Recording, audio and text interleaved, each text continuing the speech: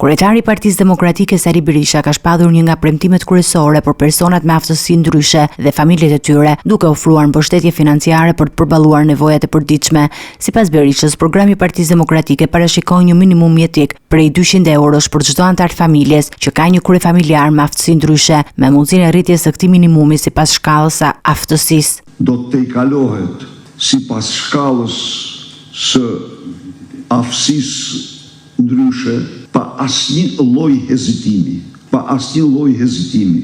Ju siguroj se për secilin qytetar me aftësi ndryshe, që është kryefamiljar, që mban familje, familjarët e tij do të trajtohen me minimumin jetik. Përveç kësaj, Berisha premtoi se shteti do të mbulojë të gjitha shpenzimet për rehabilitimin e personave me aftësi ndryshe.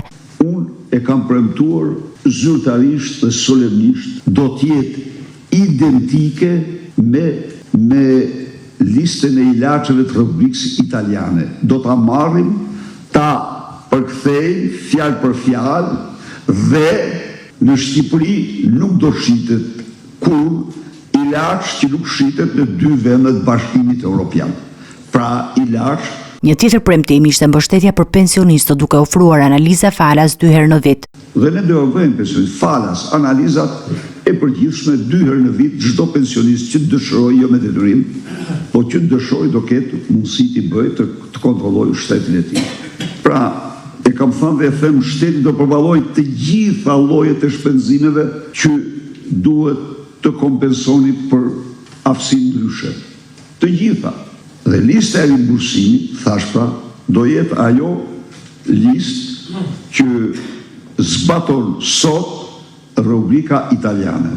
Ne nuk kemi të pasur si ata, por në disa gjëra ne do barazohemi. Ai gjithashtu akuzoi kryeministrin Edi Rama për keq përdorim të ligjeve dhe fondeve, duke thënë se qeveria aktuale ka përdorur ligjet për të vjedhur nga personat me aftësi ndryshe. Do e riamendojmë së bashku me ju. Ai që i ka vuate edhe invalidët, ai ka dëshmuar se është një hajdut me ligje, se përdor ligjet për të vjedhur dhe fondet tuaja, ndërsa ato ishin vetëm për invalidët.